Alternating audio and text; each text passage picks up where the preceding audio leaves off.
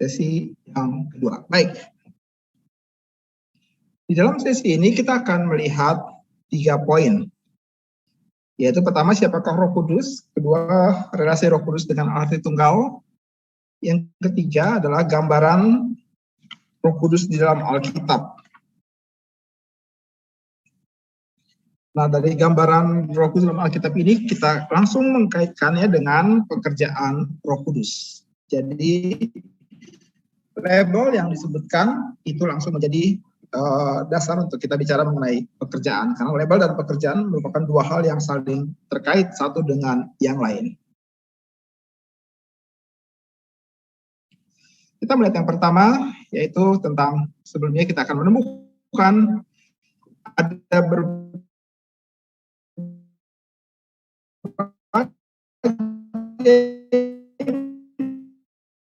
macam kesulitan yang akan dihadapi pada waktu apa? Paling sedikit adalah kesulitan. Yang pertama adalah tidak ada gambaran yang cukup untuk menjelaskan tentang Roh Kudus. Tidak ada gambaran yang cukup. Maksudnya bagaimana? Maksudnya ada gambaran Allah Bapa yang dapat kita lihat. Misalnya kita bisa melihat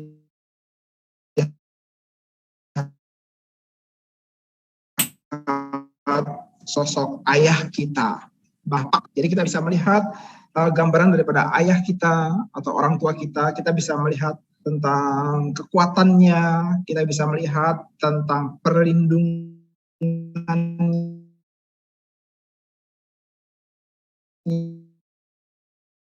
ya, kita bisa melihat tentang maka di sini kita menemukan ada gambaran yang cukup untuk Bapak kita, ya. Bahkan gambaran ini pun juga langsung berkaitan dengan misalnya kita bisa menemukan gambaran tentang ketegasannya, lalu kemudian mungkin penghakimannya. Ini menjadi gambaran untuk kita melihat Allah Bapa. Apakah Allah Bapa juga ada ketegasan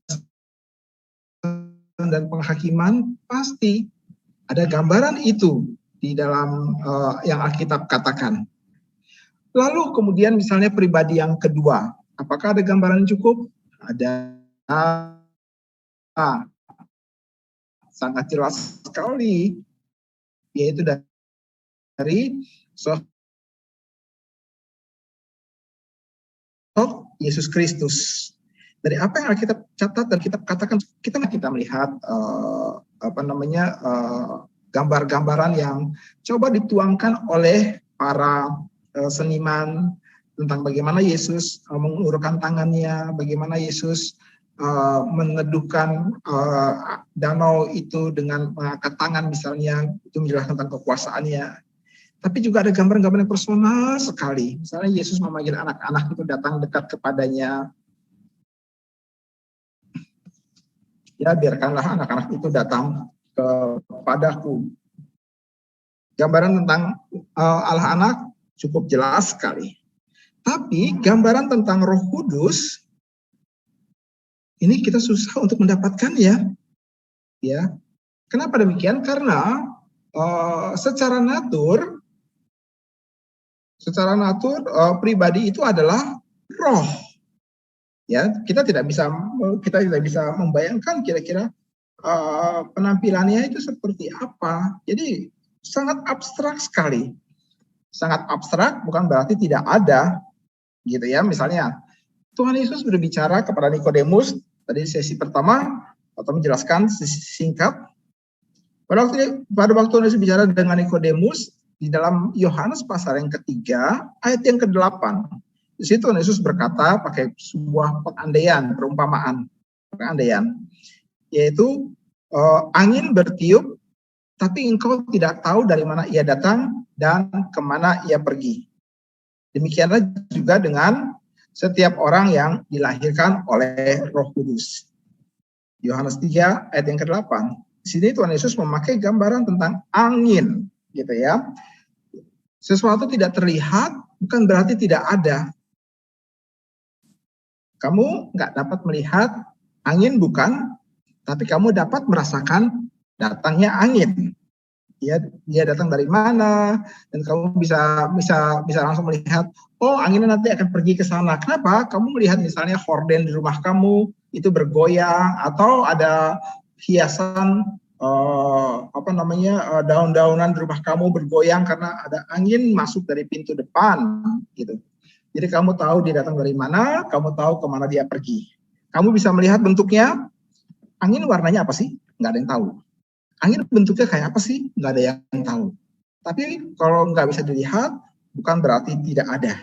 Ya, kita dapat merasakan kehadirannya. Ya, jadi gambaran yang cukup berkata dengan person. Bapa, Allah Bapa ada gambarannya. Allah Anak ada gambarannya. Allah Roh Kudus kita hanya dapat merasakan kehadirannya, bahwa dia ada. Yang kedua, ini menjadi sesuatu yang sulit oleh karena kerap kali, ya, saya akan share screen lagi. Ya,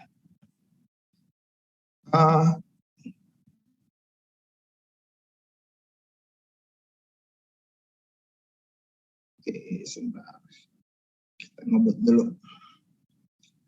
Bagian yang kedua adalah istilah Roh Kudus atau istilah Roh di dalam Alkitab itu pneuma itu adalah bentuknya adalah netral. Ya, istilah itu adalah netral. Jadi memberikan kesan bahwa Roh Kudus itu adalah sesuatu. Ya, Roh Kudus itu adalah sesuatu. Misalnya saja, saksi Yehova itu memberikan definisi atau memberikan penjelasan tentang Roh Kudus itu adalah sesuatu yang keluar dari Allah Bapa. Sesuatu itu apa? Sesuatu itu adalah kekuatan yang keluar dari Allah Bapa. Ya, sesuatu yang netral sekali. Apakah Roh Kudus itu sesuatu? Tidak. Roh Kudus bukan sesuatu. Roh Kudus itu adalah pribadi. Ya, Roh Kudus adalah pribadi. Seperti yang kelihatan di dalam istilah-istilah yang dipakai oleh Alkitab. Ya, beberapa istilah.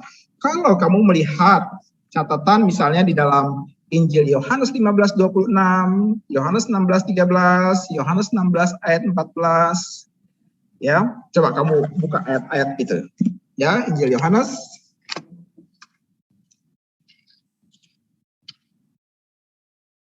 Yohanes 15 ayat yang ke-26 misalnya. Jikalau penghibur yang akan putus dari Bapa datang, yaitu Roh kebenaran, ia akan kebenaran yang keluar dari Bapa. Ia itu adalah kata ganti orang kan? Istilah ia di situ di dalam terjemahan bahasa Yunani ya, tahu kan bahwa perjanjian baru itu dalam bahasa Yunani ya, perjanjian lama dalam bahasa Ibrani. Bahasa Yunani itu pakai istilah ekeinos. Ekeinos itu kalau dalam bahasa Inggris itu adalah he, ya, kata ganti orang ketiga, tunggal, he, maskulin. Ya, bentuknya maskulin. Jadi menunjuk kepada person. Ya, menunjuk kepada person. Kalau pada umumnya pneuma itu netral memang, karena siapa mau memberikan bentuk gender kepada pneuma, maskulin atau feminin, ya, yang itu nggak ada kejelasan karena abstrak sekali. Itu sebab maka dibuat bentuknya netral, ya. Nah, tapi kalau misalnya ayat-ayat yang kita baca, tadi saya Pak Tommy sebutkan yang 19 ayat 26, istilah ia di situ bukan pakai istilah pneuma, tapi pakai istilah ekeinos, ya, menunjukkan kepada dia adalah pribadi, dia adalah pribadi. Oke, kita kembali dulu. Nah, kesulitan yang kedua tadi ada konotasi bahwa Roh Kudus seperti sesuatu. Ketiga, kesulitannya adalah Karena di dalam Alkitab itu tidak ada satu bagian tertentu yang khusus bicara tentang Roh Kudus. Nggak ada bagian itu. Kalaupun ada, ya mungkin kamu bilang, ada kok Pak Tommy, ada. Kita baca tadi, misalnya tadi Yohanes 15, ada Alkitab bicara tentang Roh Kudus. Yang Pak Tommy maksudnya begini, kalaupun ada, maka itu ada di dalam konteks atau ada di dalam payung pribadi yang lain sedang mengajar tentang pribadi Roh Kudus. Misalnya, ini kan pribadi kedua Yesus Kristus, dia mengajar tentang Roh Kudus. Jadi seakan-akan pribadi Roh Kudus bisa dikenal karena ada pribadi Kristus yang mengajar tentang dia. Jadi ada di bawah payung daripada pribadi yang kedua. Demikian juga pribadi Roh Kudus kita lihat di dalam Perjanjian Lama itu selalu ada di bawah penjelasan atau catatan tentang apa yang Allah Bapa lakukan. Jadi selalu seperti ada di bawah, gitu ya. Karena tidak ada bagian khusus di dalam Alkitab tentang hal ini. Kemudian juga orang mempunyai kesulitan oleh karena pakai Roh Kudus itu selalu nampaknya dikaitkan dengan melaksanakan kehendak daripada Bapa dan Anak, sehingga menimbulkan kesan kalau Roh Kudus itu sedikit lebih rendah daripada Bapa dan Anak. Padahal tidak, Roh Kudus setara dengan Bapa dan Anak, gitu ya. Lalu kenapa kesannya seperti Allah Bapa, Allah Anak, dan Allah Roh Kudus? Roh Kudus seperti yang paling paling bungsu, paling bontot, gitu ya. Apakah Alkitab selalu menjelaskan urutan Allah Tritunggal seperti ini? Tidak demikian. Coba kita misalnya melihat ayat Alkitab lain yang nampaknya urutan itu berbeda sekali. Berbeda. Misalnya dalam kitab 1 Petrus. Coba kamu buka. Kitab 1 Petrus. 1 Petrus pasal yang pertama. 1 Petrus pasal yang pertama, kamu lihat ayat yang kedua. 1 Petrus pertama, ayat yang kedua. Ya, sudah dapat? Kita mengikuti pembacaan ini ya. Yaitu orang-orang yang dipilih sesuai dengan rencana Allah Bapa kita dan yang dikuduskan oleh Roh supaya taat kepada Yesus Kristus. Urutannya bagaimana itu? Apakah Bapa, Anak, dan Roh? Tidak. Tapi Bapa, Roh, dan Anak. Ya, apa bedanya Bapa, Anak, dan Roh dan Bapa, Roh, dan Anak? Ada bedanya. Tapi nanti Pak Tommy jelaskan. Ini bukannya Petrus salah tulis gitu ya. Kepleset tulis. Maksudnya bukan begitu. Enggak. Ini ada pengertiannya sendiri. Ingat baik-baik, kalau Alkitab itu diwahyukan oleh Tuhan, termasuk hal-hal detail semacam ini, Roh Kudus menyuruh Petrus menulis seperti itu. Ya, yang ketiga, kelima, kesulitannya itu adalah, udahlah, nggak usah banyak bicara tentang doktrin. Kenapa? Doktrin itu menimbulkan banyak perdebatan dan pertikaian yang nggak habis-habis. Kesannya seperti ajaran atau pernyataan ini sepertinya bijak sekali. Udahlah, nggak usah bicara tentang doktrin, ya, karena doktrin menimbulkan perpecahan, perdebatan, pertikaian. Jawabannya nggak demikian. Ya, jawabannya adalah kalau bicara mengatakan bahwa doktrin itu menimbulkan perpecahan, ada bagian benarnya juga. Perpecahan atau perpisahan dalam hal apa? Dalam hal yang benar sama yang nggak benar. Ya, itu pasti doktrin menimbulkan perpecahan di situ antara yang benar dan yang nggak benar, langsung kelihatan dua kutubnya. Tapi itu baru separuh kebenaran. Kenapa? Karena doktrin itu juga menyatukan. Ya, Semua yang mempunyai pikiran sama itu akan bersatu. Ya, bersatu. Nah, tadi di sesi pertama Pak Tommy berkata bahwa pribadi Allah Bapa, Allah Anak, dan Allah Roh Kudus ini adalah ketiga pribadi daripada Allah yang mempunyai persekutuan di dalam kekekalan. Tidak ada konflik di antara mereka, di antara ketiga pribadi ini. Dan ini menjadi sebuah landasan pengertian yang kuat untuk kalau semua mempunyai pikiran yang sama, dasarnya sama, tujuannya sama, jiwanya sama, maka itu pasti menyatukan. Ya, itu tidak membedakan. Itu pasti akan menyatukan. Itu pasti akan menyatukan. Tapi kalau nggak sama, itu langsung akan memecah belah. Nah, istilah doktrin, memang ada beberapa orang langsung menjadi telinganya jadi keri. Keri itu apa ya? Menjadi gatel atau menjadi apa sih? Menjadi nggak nyaman dengar istilah doktrin. Padahal kalau kamu browsing, kamu mencari tahu apa sih yang disebut sebagai doktrin di dalam terminologi itu. Doktrin itu artinya ajaran. Gitu. Kamu di sekolah mempelajari banyak doktrin loh. Ajaran-ajaran. Ya. Prinsip-prinsip. Ya. Kamu yang misalnya belajar fisika, kamu akan menemukan ada prinsip-prinsip fisik di dalam itu. Ya, kamu yang misalnya belajar fisika klasik, ya, kamu belajar tentang gerak lurus berubah beraturan. Kamu belajar tentang hukum Newton, kamu belajar tentang hukum Faraday. Udah belajar atau belum? Ya, yang SMA. Tapi dulu Pak Tommy belajar itu di SMA. Ya. Tapi dengar-dengar sekarang semua itu sudah belajar di SMP katanya ya. CK. Ya, lebih cepat begitu ya. Nah, kamu mendapatkan ajaran itu, maka kamu sedang belajar tentang doktrin itu. Jadi kalau orang bilang, waduh doktrin itu kering, doktrin itu, aduh jangan bicara doktrin lah. Doktrin itu pecah belah. Katanya mau bilang begini, kalau nggak tahu, jangan teriak-teriak, ketahuan kalau kamu nggak tahu, gitu.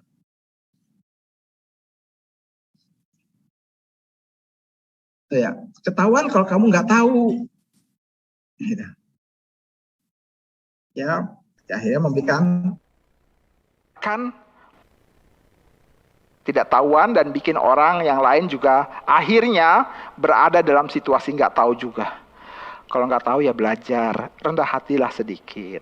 Kira-kira begitu. Nah, kesulitan ini bukan berarti kemudian tidak ada jawaban. Alkitab memberikan kita jawaban itu dengan jelas sekali.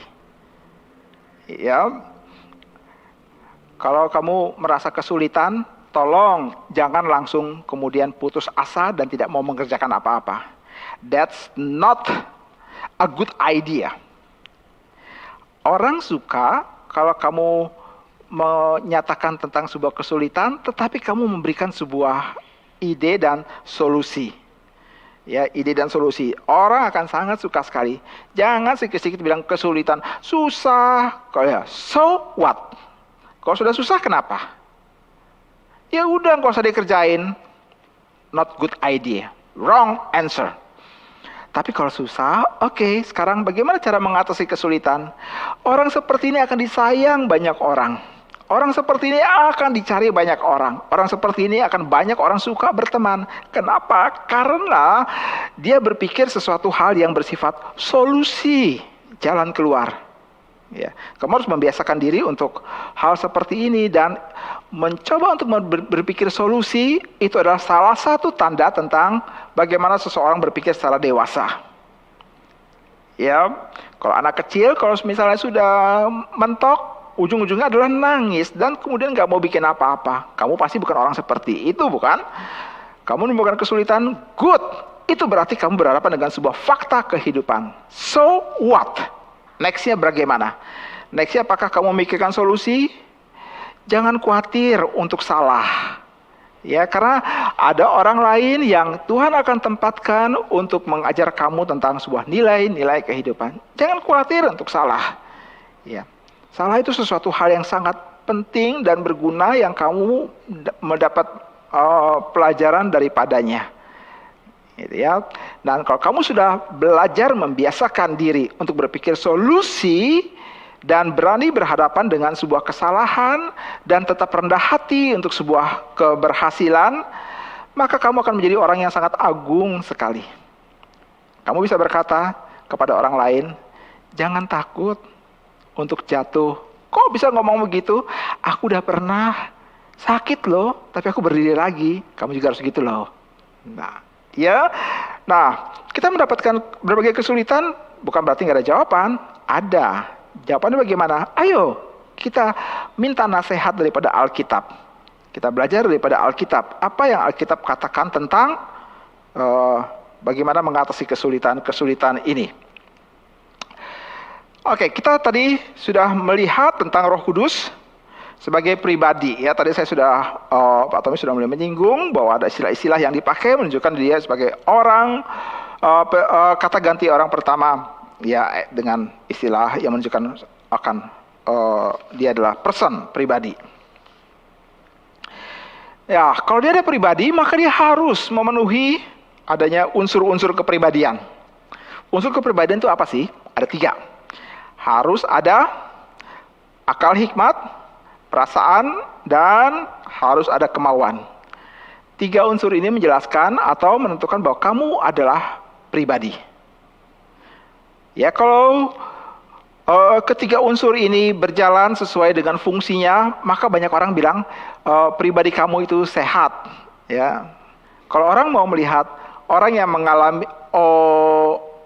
ODGJ, orang dengan gangguan jiwa, biasanya para profesional itu atau psikiater atau konselor pasti akan menyinggung tentang bagaimana akalnya, bagaimana perasaannya, bagaimana kemauannya. 3 hal ini akan disorot, gitu ya. Misalnya, kalau akalnya,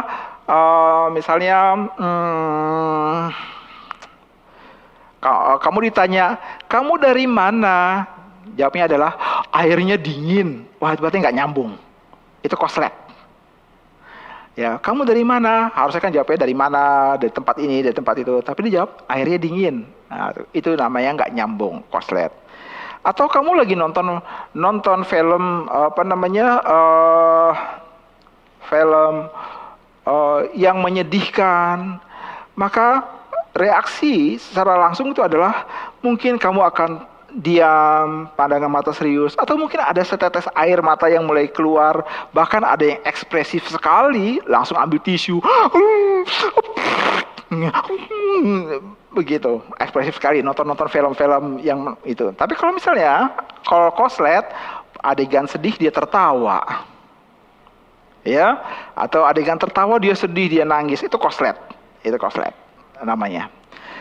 Ya, ada gangguan. Demikian juga dengan kemauan, gitu ya. Nah, kalau kemudian Roh Kudus dibilang sebagai pribadi, bagaimana kalau berkaitan dengan aspek akalnya? Pak Tommy mengajak kita untuk melihat satu ayat ya. 1 Korintus 2.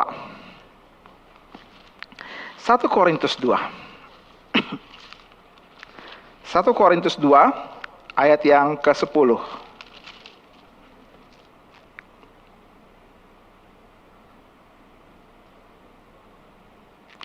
1 Korintus 2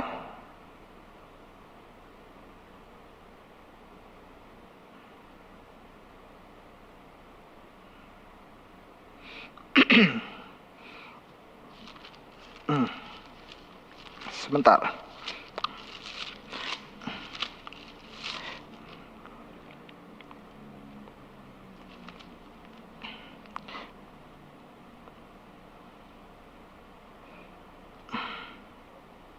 Satu Korintus 2 ayat yang ke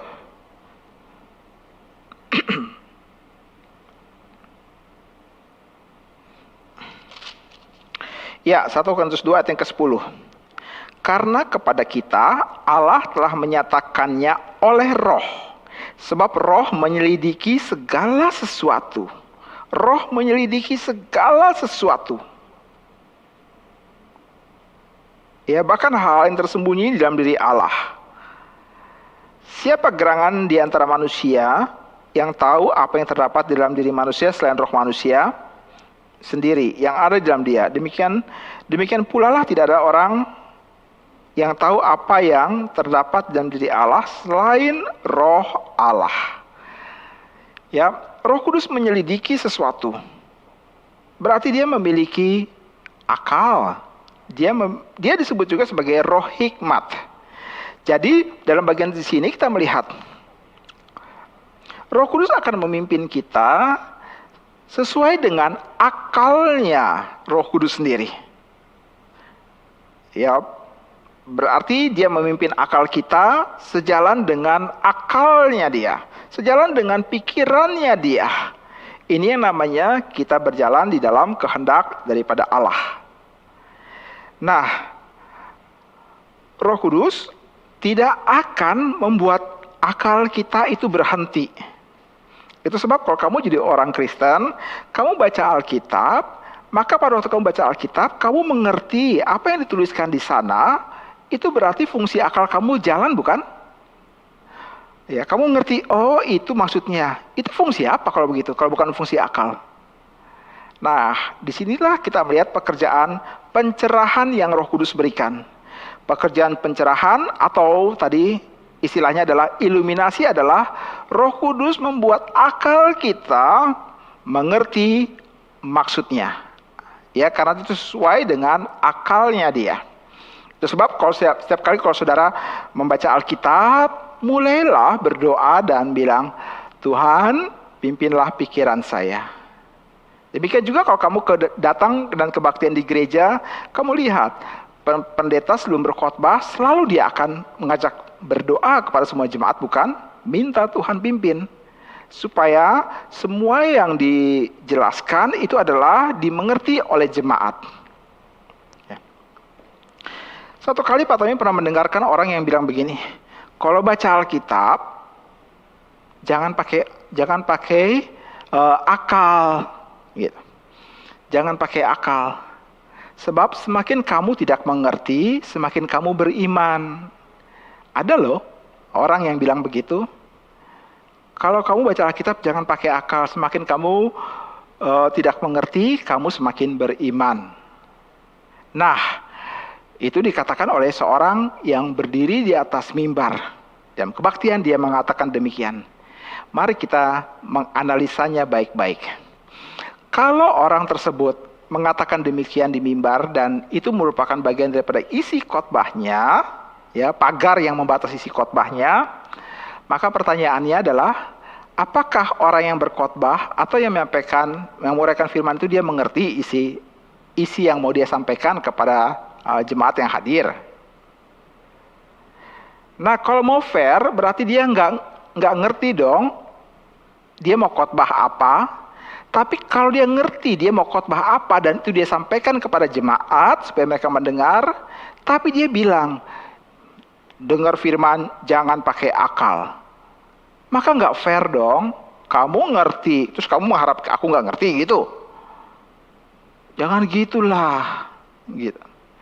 Kecuali kalau memang dia nggak ngerti, dia khotbah ngawur dan bisa dipastikan orang yang mendengar di bawah pun juga nggak ngerti. Dan kalau nggak ngerti, pasti nggak beriman. Kenapa? Karena Alkitab bilang bahwa iman itu timbul dari pendengaran dari firman Tuhan. Roma pasal yang ke-10 ayat yang ke-17 mengatakan pengajaran itu. Dan yang lebih celaka lagi, kalau misalnya jemaat di bawah yang mendengarkan khotbah itu mereka mengerti yang dikhotbahkan oleh pendeta. Mereka mengerti apanya? Mereka mengerti bahwa pendeta yang berkhotbah nggak ngerti akan isi khotbahnya. Nah, itu sebab kalau kamu jadi orang Kristen, kalau kamu bertanggung jawab, maka pakailah seluruh akal budimu, belajar dan meneliti firman. Memangnya Tuhan menaruh akal kita dan akal budi kita itu hanya hiasan? Enggak kan? Tuhan berikan supaya kita pakai. Sebab itu adalah salah satu sarana yang roh Tuhan pakai. Dia memimpin akal kita. Karena dia adalah roh hikmat. Ini pekerjaan Roh Kudus yang perlu kita perhatikan baik-baik. Ya, meskipun Roh Kudus memimpin pikiran kita, tapi kita mesti hati-hati sebab ada saja orang yang atau kemungkinan orang terjatuh dan menjadikan pikiran itu sebagai standar mutlak kebenaran. Nah, itu salah. Pikiran bukan standar mutlak kebenaran. Yang menjadi standar mutlak kebenaran adalah ini, Alkitab kita.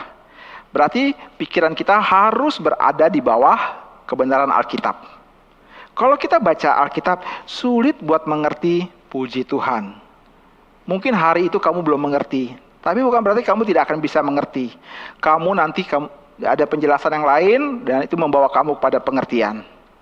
Tetapi kalau misalnya kamu nggak mengerti, maka mungkin itu adalah memang menunjukkan keterbatasan daripada pikiran kita. Contoh, misalnya, waktu Alkitab berkata Yesus berjalan di atas air, logis apa enggak? Berjalan di atas air. Beberapa orang langsung berkata, wah enggak logis. Memang kalau dilihat ditinjau secara fisikal pasti nggak logis. Kenapa? Ya, semua yang BJ, berat jenis, lebih besar daripada BJ-nya air pasti akan tenggelam, bukan? BJ-nya air berapa? Kamu tahu? Masih ingat? BJ-nya air, berat jenisnya air 1. Dan kalau semua benda yang BJ-nya lebih besar daripada 1, pasti akan tenggelam. Nah, Yesus berjalan di atas air. Harusnya logikanya adalah tenggelam. Sehingga orang-orang ini mengatakan, oh Yesus lagi jalan di pantai yang masih cetek. Begitu. Untuk menyesuaikan dengan logika. Tapi Alkitab nggak mengatakan itu loh. Ya, Alkitab mengatakan Yesus berjalan di atas air. Dan logika kita nggak sampai, tapi karena Alkitab mengatakannya, maka kita harus menerimanya sebagai sebuah kebenaran. Dan ini hanya mungkin kalau Roh Kudus membangkitkan iman yang benar. Ya, itu suatu mukjizat, menunjukkan bahwa Tuhan berkuasa atas segala ciptaannya.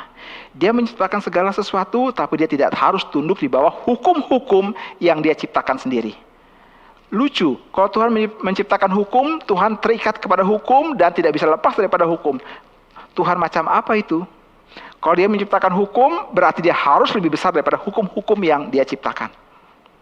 Nah, dalam momen-momen tertentu, logika kita tidak bisa sampai, tetapi karena kebenaran mengatakannya, maka kita menerimanya sebagai sebuah kebenaran. Itu iman. Ya, tidak menjadikan akal sebagai standar mutlak daripada sebuah kebenaran. Oke, ini hal yang pertama.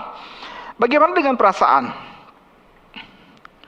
Apakah Roh Kudus memiliki perasaan? Ya, ia memiliki perasaan.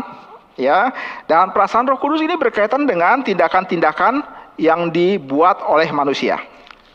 Roh Kudus bisa, perasaannya yang Alkitab katakan apa? Salah satunya adalah Roh Kudus sedih. Mari kita lihat Efesus. Kitab Efesus.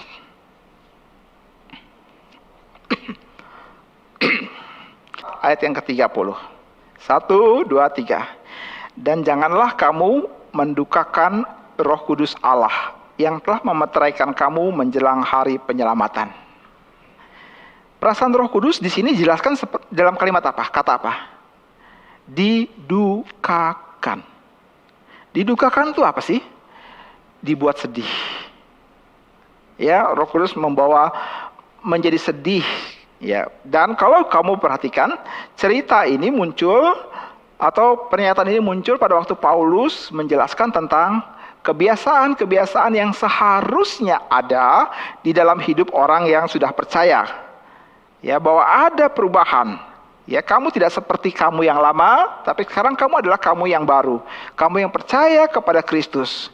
Dan kamu percaya kepada Kristus, salah satu indikasinya adalah kamu mencintai hidup tidak berbuat dosa. Ya, kamu akan sadar sesadar-sadarnya kalau kamu sedang tergoda untuk melakukan sebuah dosa yang dulu mungkin kamu biasa melakukannya. Tapi bukan berarti kemudian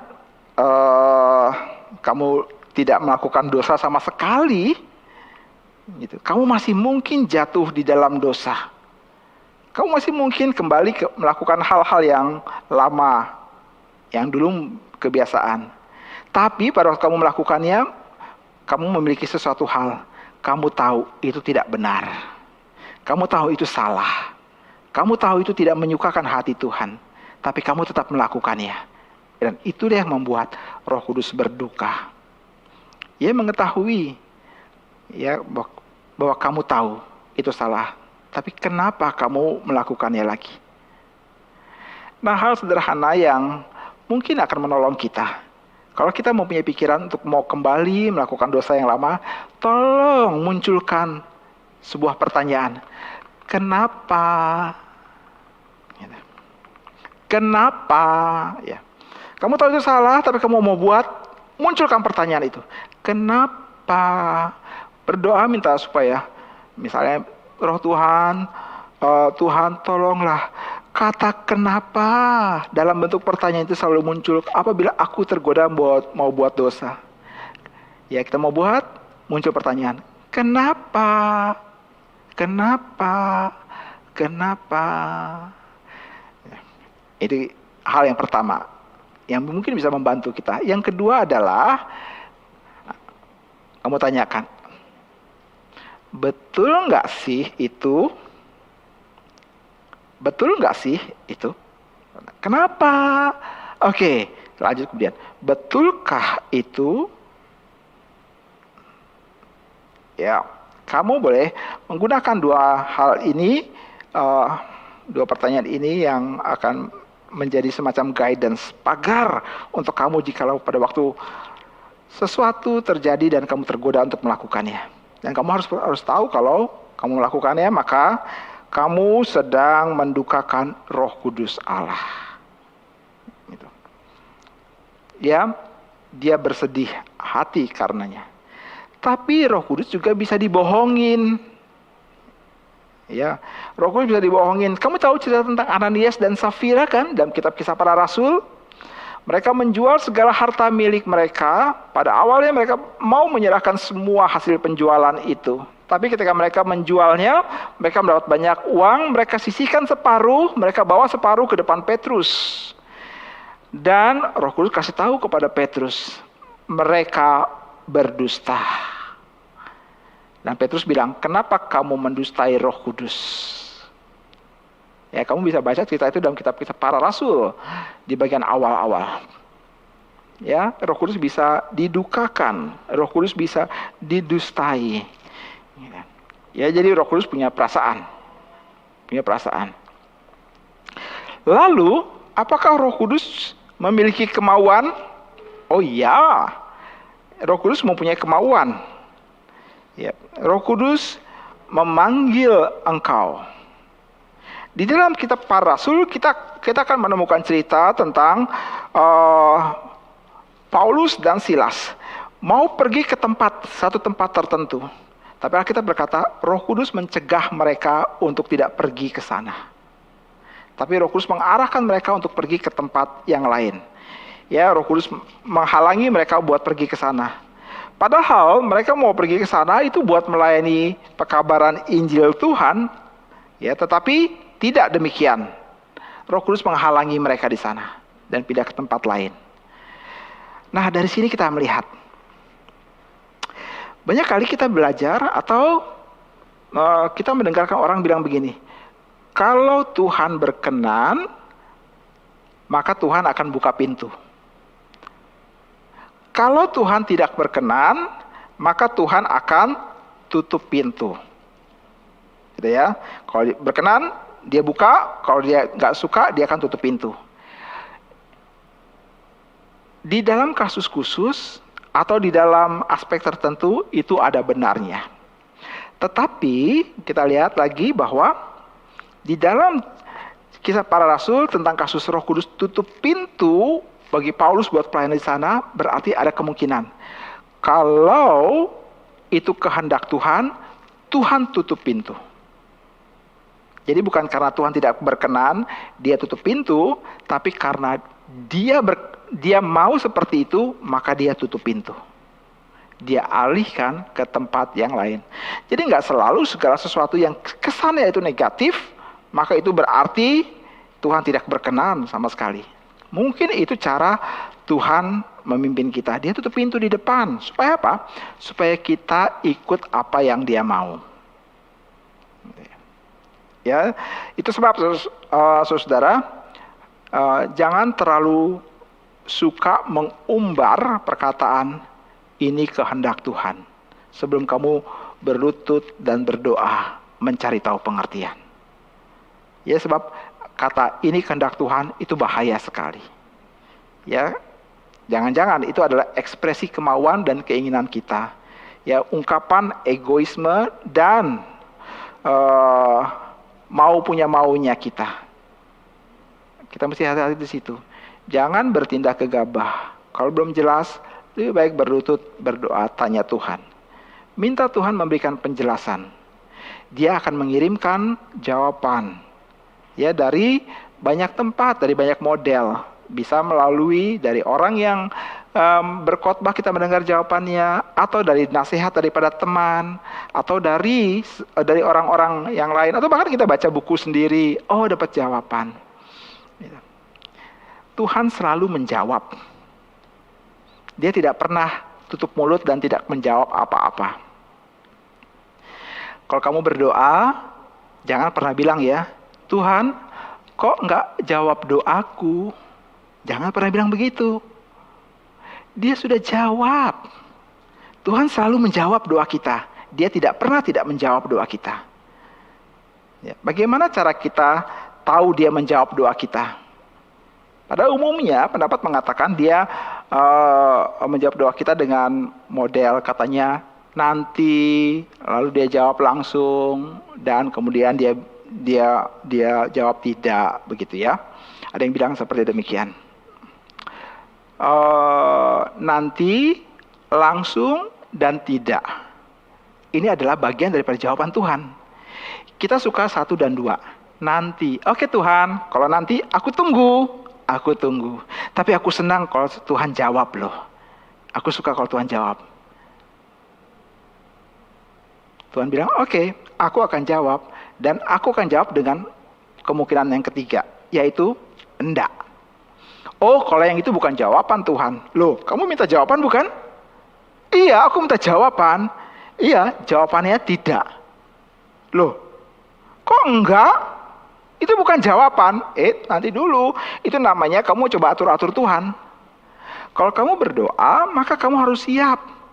Tuhan jawab ya, dan termasuk Tuhan jawab tidak. Tapi kenapa kita hanya mau menerima kalau Tuhan jawab, itu harus ya. Tapi kalau Tuhan jawab tidak masuk dalam kategori jawaban. Nanti dulu. Tidak itu adalah bagian daripada jawaban. Nah, kalau begitu, apakah Tuhan tidak pernah menjawab doamu? Selalu dia menjawab doamu. Termasuk dia menjawab dengan kata-kata tidak. Nah, kalau kamu ada yang sudah berdoa untuk satu hal tertentu, lalu kemudian kamu tunggu sampai kemudian kamu bilang begini, Tuhan kok nggak jawab doaku? Saya harap kamu tahu sekarang jawabannya. Dia sudah jawab, termasuk dia jawab tidak. Gitu ya. Nah, dari kata tidak itu baru kemudian kita evaluasi. Kenapa Tuhan jawab enggak? Kitab Yakobus mengajarkan kepada kita, mungkin kamu berdoanya salah. Karena semua yang kamu minta itu adalah untuk memuaskan egoismu sendiri. Atau kamu salah berdoa, kamu ingin memanipulasi Tuhan. Pasti dia tahu dan dia akan berkata enggak. Kenapa kamu mau manipulasi saya? Ya, lepas daripada alasan-alasan itu, yang Pak Tommy mau jelaskan di sini adalah dia selalu menjawab doa kita. Ya, dan ini adalah bagian daripada kemauan yang Roh Kudus kerjakan dalam kehidupan kita. Dia memberitahu kepada kita, ini bukan seharusnya kamu doakan. Ya, sampai kamu mengatakan belajar sesuatu dan tahu di mana salahnya, maka baru kamu akan bisa melihat kehendak Tuhan dengan sempurna. Kalau enggak, Yang perlu kamu tahu adalah jawaban dari sorga, enggak. Ya, dia selalu jawab doa kita. Oke, itu dia adalah pribadi. Sekarang bagaimana relasi Roh Kudus dengan Allah Tritunggal? Sebenarnya saya sudah mencoba menjelaskan dalam sesi pertama sedikit, agak sedikit luas, tapi di sini kita akan lebih spesifikkan. Ya, Roh Kudus relasi dengan Allah Tritunggal bahwa Dia adalah Allah. Ya, jadi Roh Kudus tidak lebih rendah atau tidak lebih tinggi, tidak lebih inferior, tetapi Dia sama dengan Allah Bapa dan Allah Anak. Berarti Dia mendapatkan penghormatan dan perlakuan yang sama seperti kepada Bapa dan Anak. Ya, nah kemudian Roh Kudus pasti berbeda dengan Bapa dan Anak. Dan Alkitab berkata bahwa Roh Kudus itu keluar dari Bapa dan Anak. Ya, ini membedakan pribadi Roh Kudus dengan pribadi Kristus. Kalau pribadi Roh Kudus itu keluar dari. Kalau pribadi Anak itu dilahirkan oleh. Nah, ini prinsip-prinsip penting di Alkitab. Dalam relasinya dengan Bapa, Roh Kudus keluar dari Bapa. Yohanes 15 ayat yang ke-26 mengatakan ayat itu. Roh Kudus keluar dari Bapa. Tapi dalam berkaitan dengan Yesus Kristus, dalam kaitan dengan Allah Bapa, Yesus Kristus dilahirkan oleh Allah Bapa. Mazmur pasal yang kedua mengatakan kalimat itu. Anak dilahirkan oleh Bapa. Tidak pernah dikatakan Roh Kudus dilahirkan oleh Bapa. Nggak pernah itu. Itu punyanya Anak, yaitu Yesus Kristus. Anak dilahirkan. Anak nggak pernah disebut keluar dari Bapa. Itu punyanya Roh Kudus. Nah, ini catatan-catatan yang penting sekali yang mesti kita jelaskan, yang mesti kita perhatikan baik-baik. Ya, nah, Roh Kudus keluar dari kekekalan, maksudnya Dia tidak dicipta oleh Bapa dan Anak. Dia adalah pribadi yang kekal. Ya, kemudian Alkitab juga mengatakan Roh Kudus keluar dari Anak. Alkitab mengatakan Tuhan Yesus menghembuskan Roh Kudus kepada para murid. Satu catatan di Alkitab, Yesus menghembuskan Roh Kudus. Kamu cari istilah Yesus menghembuskan Roh Kudus kepada para murid. Itu hanya satu ya di tempat itu. Selain itu tidak pernah ada lagi catatan tentang para rasul menghembuskan Roh Kudus. Nggak pernah ada. Kenapa? Karena itu hanya mutlak punya Tuhan Yesus. Para rasul nggak pernah menghembuskan Roh Kudus.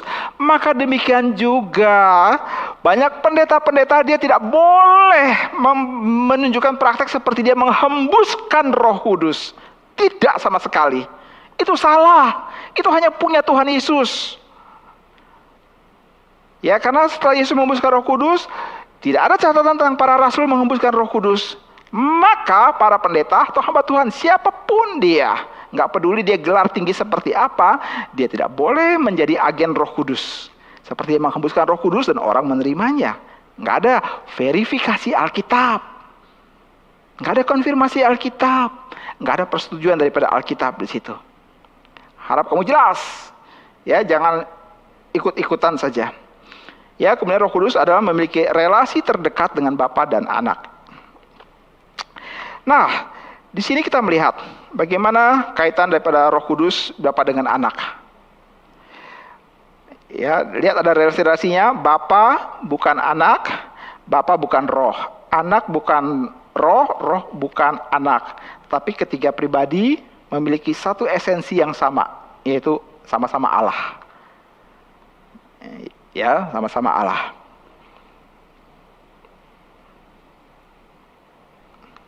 Oke, kita lanjut. Gambaran dan sebutan Roh Kudus dalam Alkitab. Di dalam Perjanjian Lama, Roh Kudus digambarkan seperti sesuatu. Ya, burung merpati digambarkan sebagai materai, digambarkan sebagai minyak, sebagai api penyucian, sebagai hujan, sebagai angin, sebagai air. Ini gambaran-gambaran Roh Kudus. Sehingga nggak heran kalau orang berkata Roh Kudus itu seperti netral atau seperti dalam bahasa Inggris itu it, benda, sesuatu. Ya, bukan pribadi. Ya, karena ada lambang-lambang seperti ini. Ya, dan lambang-lambang ini menjelaskan tentang pekerjaan Roh Kudus misalnya. Misalnya dibilang gambar tentang burung merpati menggambarkan sebuah Roh Kudus pasti mengerjakan sebuah pekerjaan yang membawa orang kepada kemurnian. Kemurnian dalam pikiran, kemurnian dalam hati, kemurnian dalam tindakan. Roh Kudus menjadi materai, kepemilikan. Dia setelah orang percaya kepada Kristus, maka orang tersebut adalah milik Roh Kudus.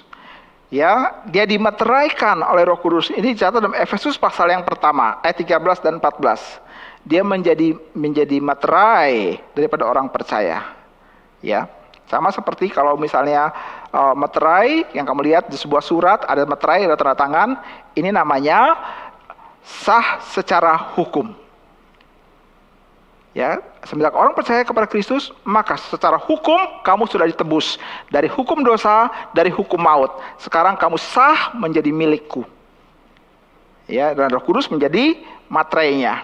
Lalu minyak menggambarkan tentang pengurapan Roh Kudus. Pengurapan itu artinya penyertaan daripada Roh Kudus. Api, lambang penyucian. Semua yang melewati api itu semua yang disucikan. Ya, lalu hujan, penyegaran, lalu angin, misterius. Tadi Pak Tommy singgung tentang Yohanes 3 ayat yang ke-8. Lalu air pembersihan. Dia kan dari air, ya dari air dan roh. Roh Kudus akan membersihkan hidupmu. Ya, lalu kemudian sebutan-sebutan. Sebutan-sebutan ini juga langsung menjelaskan tentang pekerjaan daripada Roh Kudus. Dia adalah disebut sebagai roh kasih karunia. Maksudnya, dialah yang menyatakan kasih karunia Allah yang tersembunyi di dalam kekekalan yang kemudian dinyatakan dalam ruang dan waktu. Roh Kudus yang menjadikan kasih karunia itu menjadi konkret, menjadi nyata. Sesuatu yang memang kamu tidak layak mendapatkannya, tapi justru itu yang diberikan. Ya, Roh Kudus memberikan kehidupan. Ya, kamu mempunyai kehidupan, bahkan bukan hanya kehidupan yang lebih bersifat positif, tetapi kamu diberikan kehidupan yang kekal. Ya, kehidupan kekal itu adalah artinya kehidupan yang bersama dengan Tuhan untuk selama-lamanya. Ya, di dalam Efesus tadi dalam kitab Yohanes tadi kita baca, Ia akan memberikan Roh Kudus yang akan menyertai kamu selama-lamanya. Selama-lamanya itu berapa lama? Selama-lamanya. Nah, implikasi dari kata selama-lamanya adalah Tuhan melalui pekerjaan Roh Kudus tidak pernah sedikit pun, bahkan even 1 second, meninggalkan kamu. Dia akan menyertai kamu selama-lamanya. Jadi kalau ada orang bilang, Roh Kudus itu, kalau kamu buat dosa dia akan tinggalkan kamu. Orang itu harus belajar memperhatikan dengan seksama kata-kata selama-lamanya yang keluar dari mulut Tuhan Yesus. Ya, jadi Roh Kudus tidak akan pernah meninggalkan kamu. Dia akan menyertai kamu selama-lamanya. Dia disebut sebagai roh adopsi karena dia membawa orang itu kepada dirinya. Ya, kamu akan menjadi anak-anak Allah. Kamu dan Pak Tommy ketika percaya, kita adalah anak-anak adopsi, anak-anak yang diangkat. Yang diangkat menjadi anak-anaknya Allah. Melalui apa? Adopsi. Ya, sebenarnya kita bukan anak Allah, tapi diangkat, diambil. Lalu Roh Kudus, dan istilah itu menjelaskan bahwa dia mengerjakan pengudusan. Kudus adalah karakter daripada roh. Sehingga orang yang didiami oleh Roh Kudus, dia adalah orang yang akan mengalami pengudusan yang Roh Kudus berikan. Ya, lalu kemudian roh yang memohon, dia bicara tentang bagaimana kita memohon kepada Allah dengan cara yang benar. Ya, roh menyampaikan segala sesuatu kepada Allah. Roma pasal yang ke-8. Dengan keluhan-keluhan yang tidak terucapkan. Roh Kudus mengajar kita berdoa. Ya, roh kebenaran dia akan memimpin kita kepada kebenaran. Roh kemuliaan membawa kita menuju kepada kemuliaan seperti yang nampak pada wajah Kristus. Dan paling terakhir, dia kadang-kadang disebut sebagai Roh Kristus. Roh Kristus bukan berarti Yesus Kristus punya roh. Tidak, ini sebutan lain buat Roh Kudus. Ya, disebut Roh Kristus karena Tuhan Yesus berkata, jika roh itu datang, ia akan mengingatkan segala sesuatu yang pernah kuajarkan dan kulakukan kepadamu. Perhatikan, Tuhan Yesus mengajar demikian. Ia akan mengajarkan segala sesuatu yang pernah kuajarkan dan kulakukan kepadamu. Nah, karena konsep Roh Kudus adalah abstrak, bagaimana kita melihat dan menjadi konkret, mendapatkan pengertian. Kalau kamu adalah orang yang dipenuhi Roh Kudus, bahwa Roh Kudus ada di dalam kehidupan kamu, dia yang sedang mengerjakan sesuatu. Bagaimana cara kita menilainya kalau begitu? Orang ada Roh Kudus. Bagaimana cara kita menilainya? Ingat perkataan Tuhan Yesus, kalau dia datang, dia akan mengingatkan segala sesuatu yang pernah kuajarkan dan kulakukan kepadamu. Kalau dia datang, dia akan meninggikan aku. Maka, kriteria yang Alkitab bilang, seseorang dipenuhi Roh Kudus adalah, atau Roh Kudus ada dalam hidup seseorang, itu adalah, orang itu pasti mempunyai pengenalan akan Yesus Kristus. Ini cara menilainya. Kenapa?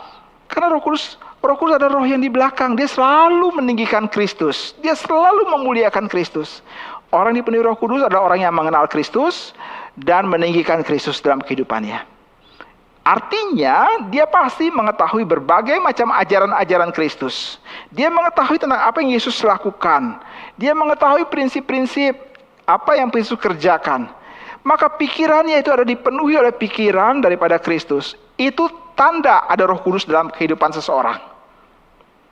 Ya, jadi bukan bicara mengenai fenomena yang paling utama, tidak. Yang paling utama adalah seberapa limpah, seberapa kayanya kamu mengerti Kristus, ajaran dan apa yang ia kerjakan. Ini selalu akan saling kait-mengait dengan begitu kuat sekali. Roh Kudus tidak memberitakan yang lain selain Yesus. Sebab kenapa? Yesus mengatakan kalau dia datang, dia akan meninggikan aku. Dia datang, dia akan mengingatkan akan ajaranku. Dia datang, dia akan membawa kamu melihat segala sesuatu yang aku lakukan. Saling terkait di sini. Dari situ kita baru tahu, ini orang punya Roh Kudus. Ya, jadi kita tidak meraba-raba, kita tidak terjebak kepada meninggikan egoisme diri. Aku nggak peduli apa yang Alkitab katakan. Yang penting aku mengalaminya. Kalimat itu sedang menghina Roh Kudus. Kalimat itu sedang mengesampingkan Kristus. Karena Roh Kudus bersaksi tentang Kristus. Ya. Sesi kedua, saya mesti hentikan sampai di sini. Penjelasan berikut dari beberapa poin-poin yang ada, saudara bisa nanti besok kita akan jumpai dari sesi ketiga dan sesi yang keempat, gitu ya. Baik, di sesi ini ada tanya jawab. Baik, kita akan masuk dalam sesi tanya jawab. Kita berdoa terlebih dahulu. Terima kasih Tuhan, kami boleh menyelesaikan sesi yang kedua ini. Berkati sesi tanya jawab. Dalam nama Tuhan Yesus kami mohon padamu. Amin.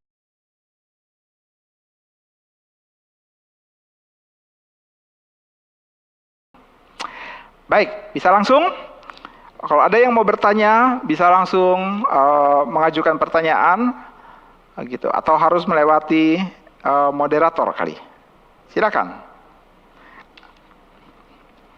Bertanya, mungkin pertanyaan saya ini sedikit keluar dari materi.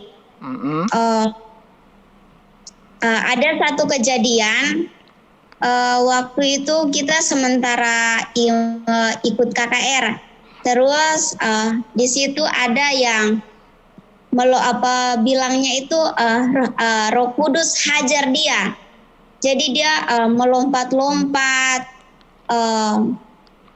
sampai jatuh. Apakah itu pekerjaan Roh Kudus atau bagaimana? Terus ada yang bilang itu hatinya keras, jadi Roh Kudus dengan dia itu sementara katanya bertentangan lah begitu. Itu sebenarnya bagaimana? Baik. Jadi konteksnya dalam sebuah KKR, lalu kemudian ada orang yang berteriak-teriak dan jatuh. Apakah itu Roh Kudus? Nanti dulu, sabar. Jangan langsung memberikan sebuah kesimpulan. Ya, karena begini, pekerjaan Roh Kudus itu akan selalu tertib dan teratur. Paulus berkata kepada jemaat di Korintus, segala sesuatu harus berlangsung dengan tertib dan teratur. Maka demikianlah juga pekerjaan Roh Kudus. Roh Kudus akan mengerjakan pelayanannya, pekerjaannya dengan tertib. Dan tidak akan mengumbar sesuatu yang tidak patut. Ya, misalnya saja di dalam beberapa kali kesempatan ada orang yang katanya dipenuhi Roh Kudus, seorang perempuan, lalu kemudian dia terjatuh di bawah dan berguling-guling, dan itu menyibak roknya ke atas. Sehingga kelihatanlah celana dalamnya dan semuanya seperti itu. Langsung jadi tontonan gratis. Pertanyaannya adalah, apakah Roh Kudus memimpin orang seperti itu? Kedua, orang itu kemudian menjadi tidak sadar. Ya, menjadi tidak sadar, lalu kemudian berteriak-teriak dan sebagainya. Kalau Roh Kudus memimpin seperti apa sih? Ya, Alkitab berkata karunia nabi takluk kepada nabi. Jadi orang yang dipenuhi Roh Kudus harus sepenuhnya sadar. Gitu.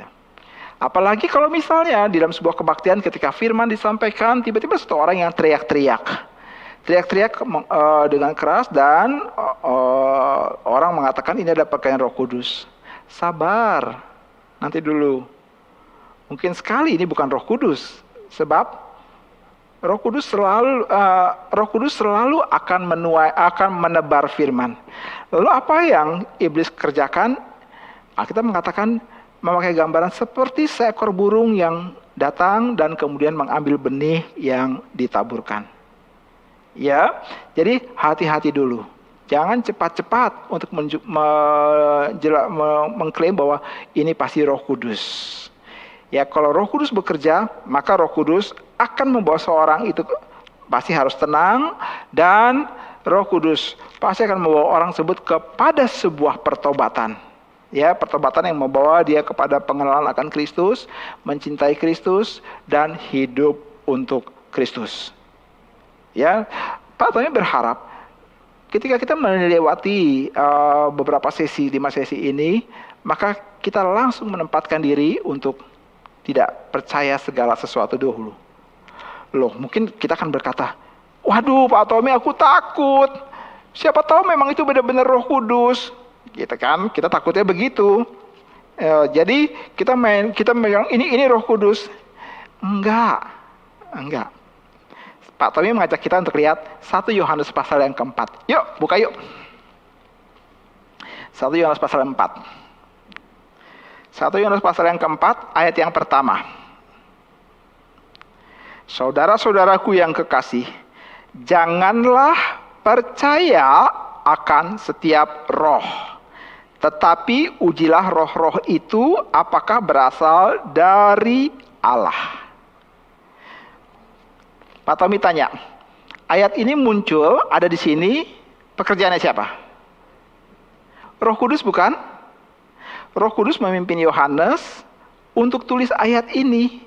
Jadi roh yang asli suruh Yohanes tulis. Supaya semua orang Kristen sepanjang abad dan tempat tidak cepat-cepat percaya akan setiap roh, tapi mesti mengujinya baik-baik. Jadi roh yang asli tidak tersinggung. Kalau orang kemudian mengatakan, masa sih ini Roh Kudus? Dia nggak tersinggung. Saudara jangan khawatir, meragukan ini pekerjaan Tuhan, itu nggak berdosa. Justru itu Tuhan suka. Tapi kalau main langsung mengatakan, ini pasti dari Tuhan, kamu sedang berdosa. Kenapa? Kamu melewati perintah daripada roh yang mengilhamkan kitab ini. Roh itu bilang, ujilah segala sesuatu. Baik, diuji. Uji berdasarkan apa? Berdasarkan verifikasi Alkitab. Kalau kamu mengatakan ini adalah pekerjaan roh, maka kamu belajar baik-baik tentang apa yang Alkitab katakan tentang ini adalah pekerjaan roh. Ya, pekerjaan roh yang asli. Ya, ini hal yang pertama. Jadi PR kita banyak, PR kita panjang. PR ini adalah seumur hidup. Pak Tommy jadi pendeta, PR-nya masih banyak. Meneliti baik-baik tentang pekerjaan Roh Kudus itu apa sih? Lalu alami dan kemudian ajarkan kepada jemaat. Gitu. Ya, jadi kamu masih muda, senang benar dapat kesempatan saat ini. Pak Tommy dulu waktu masih muda seperti kamu nggak dapat kesempatan kayak begini. Ya, kamu dapat dan ini merupakan sebuah momen. Mungkin sekali Roh Kudus memakai momen ini untuk mengingatkan kamu. Kamu masih muda, waktumu kamu pakai sebagian besar buat apa? Main game online, chatting dan sebagainya. Kenapa kamu nggak baca buku? Kenapa kamu tidak cari tahu tentang imanmu? Di luar sini banyak, ini banyak orang yang berusaha untuk, atau filsafat dunia yang berusaha untuk mengaburkan imanmu. Gitu. Sesuatu yang mirip itu pasti bukan asli. Setuju? Kalau yang asli adalah asli. Yang mirip, meskipun itu 99,9% mirip, tetap statusnya adalah mirip, bukan asli. Yang asli 100%. Maka kamu kejar yang 100%. Terus pertanyaan yang kedua tadi apa tadi? Pak Tommy lupa. Bisa ingatkan?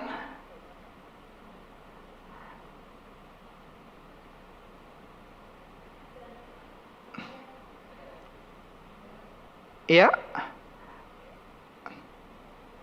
Maafkan loh Pak Tommy lupa loh ya. Tadi pertanyaanmu ada satu tentang KKR, yang satu tentang apa ya? Pak Tommy lupa. Wah lupa, benar-benar lupa. Nggak inget. Nanti kalau... Sementara ikut kakak. Ya itu yang pertama. Yang kedua? Yang kedua itu ada yang bilang begini. Itu sementara Roh Kudus dengan roh yang di dalam tubuhnya sementara bertentangan. Siapa yang lebih menang? Jadi dia seperti begitu. Roh Kudus dengan dirinya seperti bertentangan. Roh Kudus di dalam dirinya dengan jadi mungkin begini.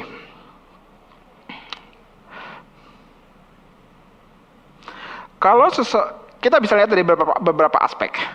Kalau Roh Kudus kamu bilang itu ada di dalam dirinya, maka Pak Tommy mentafsirkannya bahwa ia orang sudah percaya kepada Roh Kudus, sudah percaya kepada Kristus. Kenapa seperti itu? Sebab orang yang percaya kepada Kristus pasti memiliki Roh Kudus di dalam hidupnya. Ya, kalau dia tidak memiliki Roh Kudus, maka dia pasti bukan milik Kristus. Emang ada ayatnya Pak Tommy? Ada. Coba kamu buka Roma 8 ayat yang ke-9. Ya, Roma 8 ayat yang ke-9. Coba kamu buka ayat itu sama-sama dan kita perhatikan. Tetapi kamu tidak hidup dalam daging melainkan dalam roh. Jika memang roh Allah diam di dalam kamu. Tetapi jika orang tidak memiliki roh Kristus, ia bukan milik Kristus. Jelas ya? Jika memang roh Allah diam di dalam kamu, maka kamu milik Kristus. Nah, dari pertanyaan kamu, maka pertama Pak Tommy mengasumsikan orang ini sudah percaya kepada Kristus. Maka ada Roh Kudus dalam hatinya. Dan Roh Kudus dalam hatinya selalu akan memimpin dia untuk tunduk dan taat kepada kehendak Allah. Tapi mungkinkah dia melawan? Mungkin. Bertentangan? Mungkin. Kenapa demikian? Karena kita masih hidup dalam kedagingan. Kebiasaan-kebiasaan hidup lama yang berdosa tidak langsung serta-merta menjadi hilang setelah kita percaya kepada Kristus. Satu kali muncul, dan itu akan menjadi pertentangan yang hebat. Ini yang di sesi pertama Pak Tommy bilang, kita hidup dalam ketegangan. Orang kudus dan orang yang berdosa. Pasti akan terus-menerus menjadi tegang seperti demikian. Dan Roh Kudus pasti akan membuat kita gelisah kalau kita melawan kehendaknya. Dan dia akan memberikan kita damai sejahtera kalau kita menyerah dan ikut kepada kehendaknya. Ya, ini kemungkinan jawaban yang pertama. Gitu ya. Kemungkinan jawaban yang kedua,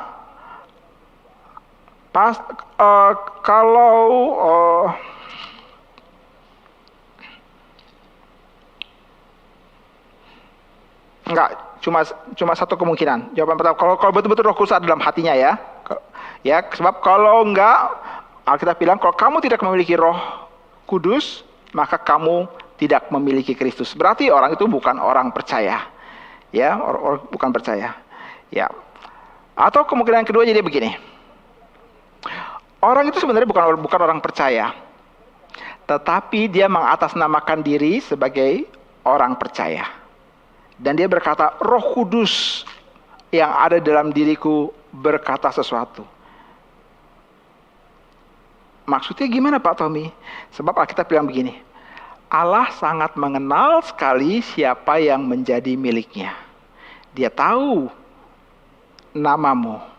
Jangankan namamu, Alkitab berkata Allah mengetahui nama setiap bintang di langit kok. Maka Allah mengenal engkau. Di bagian yang lain adalah Tuhan Yesus berkata, domba-dombaku mendengar suaraku dan mereka mengikut aku. Aku mengenal mereka satu persatu. Nah, jadi kalau dia betul-betul orang percaya, Tuhan pasti akan kenal. Ya, tapi adakah kemungkinan ada orang yang tidak percaya dan mengaku kalau dia punya Roh Kudus dalam dirinya? Ada, mengaku punya Roh Kudus, tapi dia sebenarnya tidak punya Roh Kudus. Dia mengaku dan bahkan dia menunjukkan berbagai macam tindakan dan fenomena-fenomena yang ajaib, ya, menunjukkan kuasa dan sebagainya. Tapi pertanyaannya cuma tinggal satu, apakah dia membawa orang kepada pengenalan akan Yesus atau tidak? Kalau orang itu punya Roh Kudus dalam hatinya, maka apa yang dia kerjakan adalah dia akan membawa orang lain untuk bertemu dengan Kristus. Sama seperti Roh Kudus pernah membawa dia bertemu dengan Kristus, dia juga mempunyai keinginan untuk orang lain pun mempunyai pengalaman yang sama bertemu dengan Kristus melalui hidupnya dia.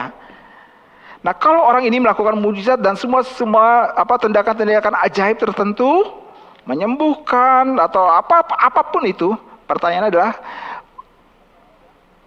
membawa orang itu kepada pengenalan akan Kristus, kepada pertobatan yang sejati kepada Kristus, ya, atau hanya sebuah mujizat saja. Pekerjaan Roh Kudus, ingat baik-baik, Tuhan Yesus sudah memberikan sebuah standar, dia akan meninggikan aku. Ya, itu tanda orang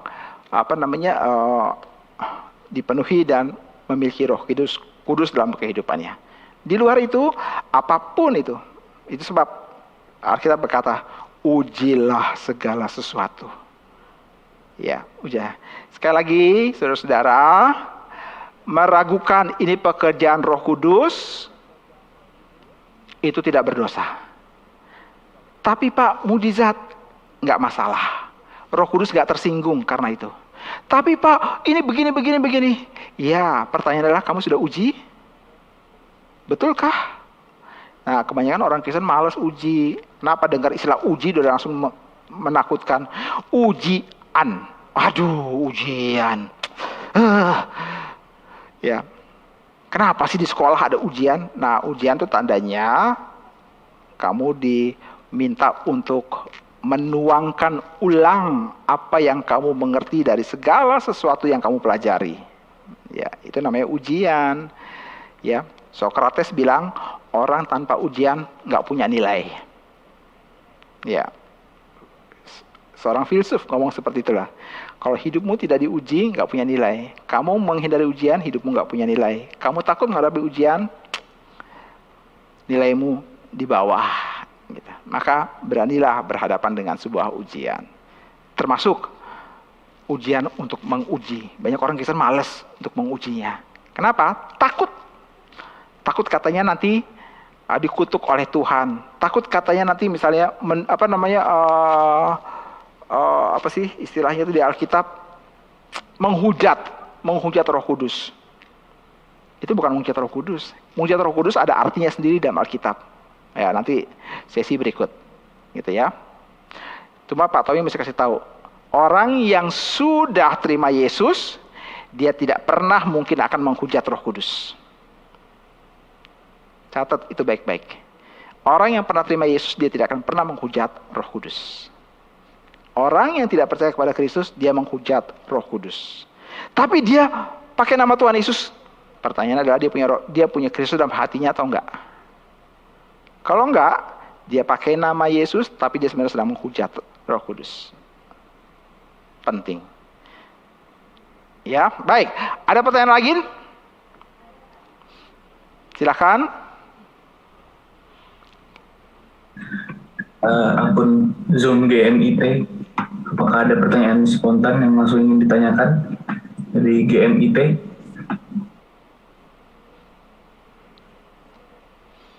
Kalau tidak ada beberapa pertanyaan lagi, Pak. Ada dua pertanyaan. Yang pertama, Roh Kudus apakah benar maskulin pria atau saja dia atau setahu saya dia tidak berjenis kelamin? Ya, itu istilah pneuma, tapi Alkitab memilih memakai istilah ekenos.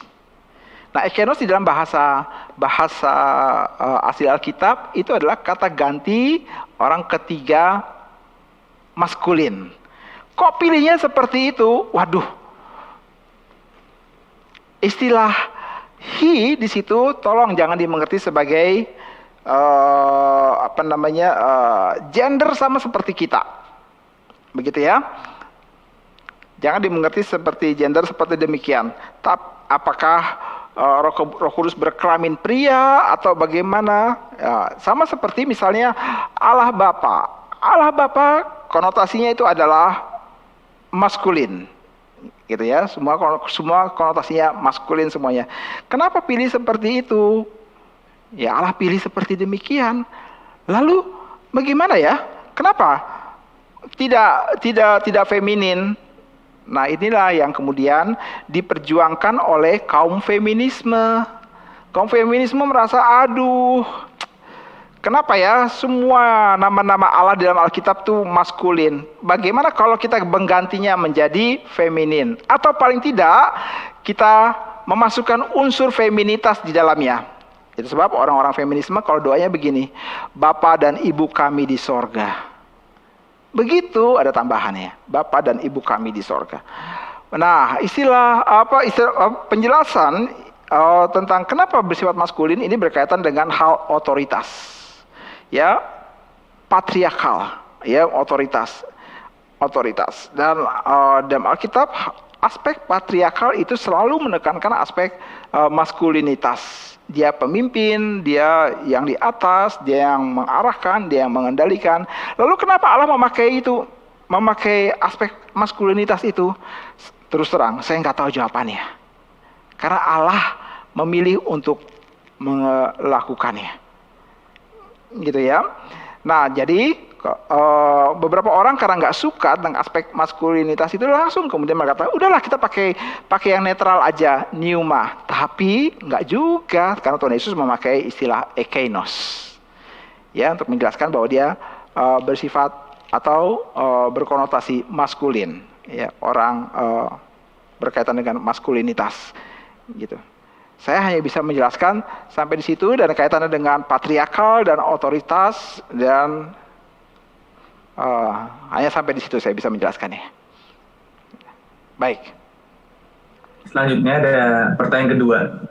Jika seseorang karena pekerjaan Roh Kudus menerima Yesus Kristus sebagai Tuhan, taat kepada kehendak Allah dan hidupnya berbuah, namun tiba-tiba menyangkal Yesus Kristus, mungkinkah Roh Kudus pergi daripada orang itu, sedangkan Tuhan Yesus berkata bahwa Roh Kudus akan menyertai orang percaya selama-lamanya?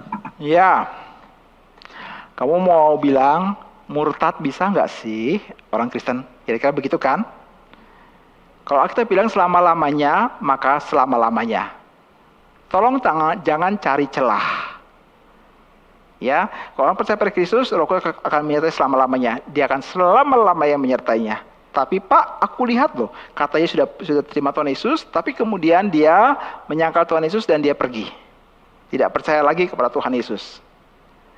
Kalau betul-betul dia, jawabannya begini, kalau betul-betul dia pernah terima Tuhan Yesus, maka Tuhan pasti tidak akan pernah lepaskan dia. Dia mau lari jauh kemana, Tuhan gak akan pernah lepaskan dia. Tuhan akan cari dia.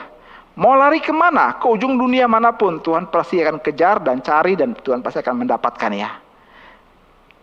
Ya, ukurannya di mana, Pak? Ukuran jelasnya. Sebelum dia mati, dia harus bertobat kembali. Kembali kepada Tuhan. Tapi kalau dia mati dan dia tidak pernah percaya lagi kepada Tuhan, maka hal itu mau menjelaskan bahwa dia sebenarnya tidak pernah dimiliki oleh Tuhan. Dia hanya orang yang mengaku, dulu aku punya Tuhan, tapi sekarang aku tinggalkan dia.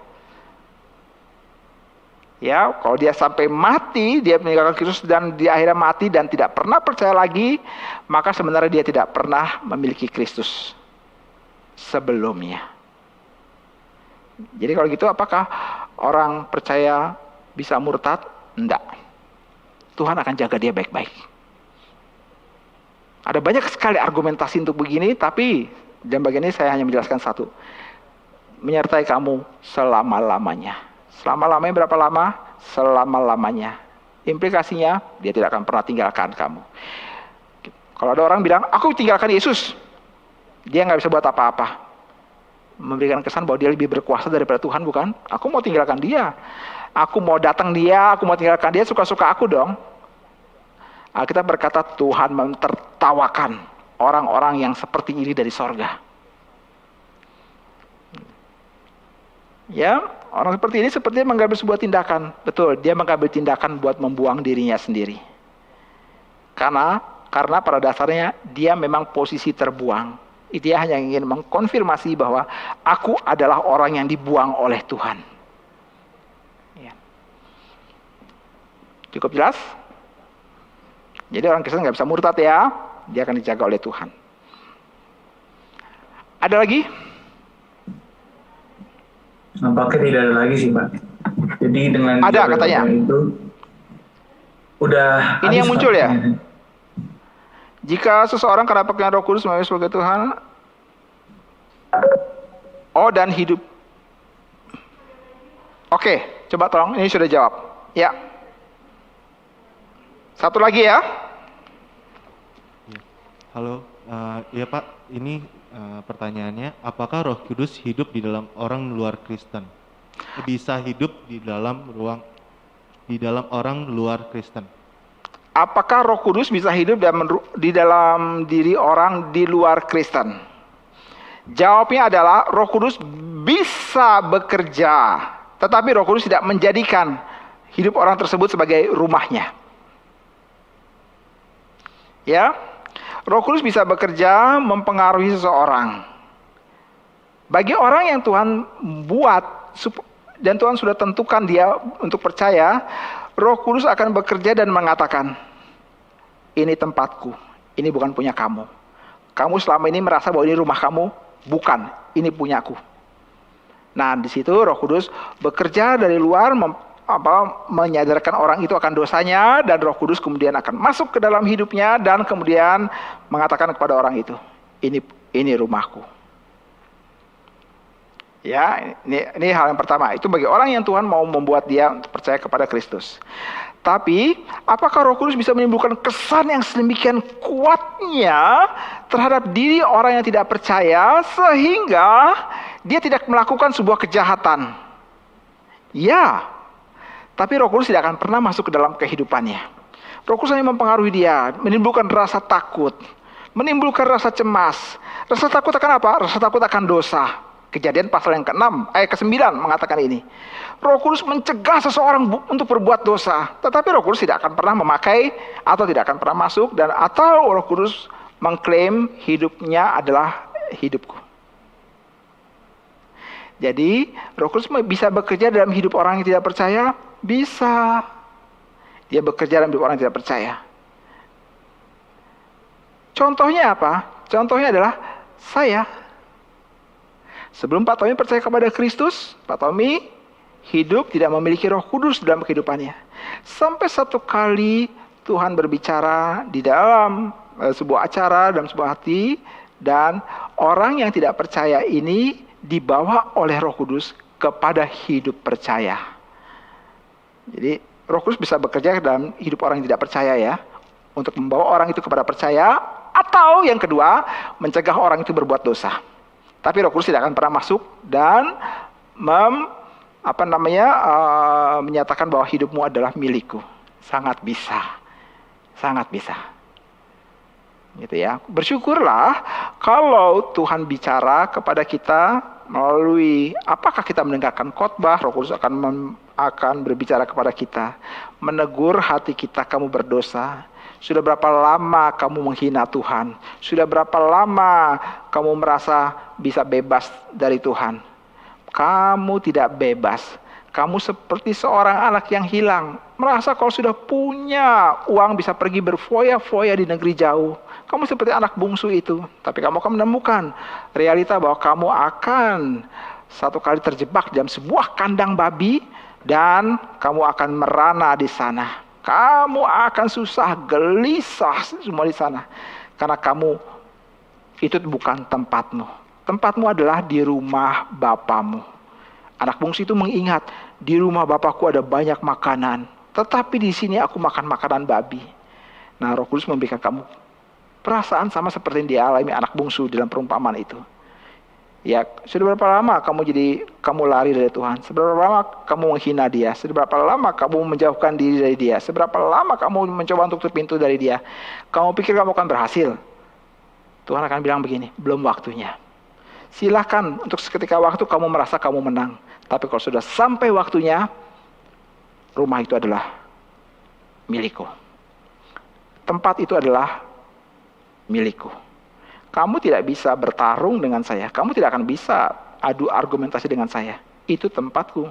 Yang terjadi adalah kamu harus ikut saya. Dan hari itu, setelah sekian lama kita merasa kuat, merasa menang, hari itu kita akan bilang, betul Tuhan. Nah, di momen itu ada Roh Kudus melembutkan hatimu. Hatimu yang keras dilembutkan oleh Roh Kudus. Maka kamu baru bisa mengatakan, aku mau percaya kepada Tuhan Yesus. Aku mau buka hati menerima Dia masuk ke dalam hatiku. Menjadikan Dia sebagai Tuhan dan Juru Selamatku. Tapi bagi orang yang tidak percaya, Roh Kudus juga akan mengerjakan sesuatu dalam hatinya. Dia tidak melembutkan sehingga orang tersebut masuk ke dalam pertobatan dan percaya kepada Kristus. Roh Kudus akan membuat dia makin keras. Makin keras, hatinya makin keras. Karena penolakan yang dia buat, Roh Kudus akan langsung konfirmasi. Hatimu akan makin keras. Dan jangan kira kalau kamu bisa menghina Tuhan. Justru kamu sedang membuang diri, kamu sedang bunuh diri dengan tindakan kamu itu. Bunuh diri bagaimana? Aku tidak akan menggubris kamu. Aku akan palingkan wajah daripada kamu. Aku akan diam dari kamu. Kalau Tuhan sudah diam, wah celaka. Tuhan kalau sudah diam bukan berarti, hore Tuhan nggak ngomong apa-apa.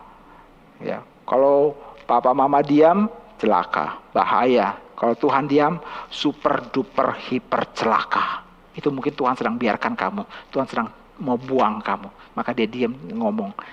Kalau Tuhan masih mau buka mulut, itu tanda Tuhan masih cinta sama kamu. Apalagi kalau Tuhan kasih tahu, kamu salah. Gitu. Ya. Demikian jawaban demi jawaban saya. Dan kita mesti akhiri, saya mesti taat sama panitia. Dan mari kita berdoa. Sudah selesai ya, Christopher? Yuk kita doa. Terima kasih untuk sesi yang kedua ini. Hamba-Mu terus berdoa Tuhan, biarlah Roh-Mu yang kudus memimpin setiap remaja yang mengikuti acara Seeker ini. Sehingga sungguh-sungguh hidup kami makin diterangi oleh kebenaran firman. Dan bawalah setiap remaja untuk mengalami perjumpaan dengan Kristus melalui pekerjaan Roh-Mu yang kudus dalam kehidupan mereka. Terima kasih untuk sesi kedua ini. Dengar doa kami dalam nama Tuhan Yesus, kami sampaikan kepadamu. Amin.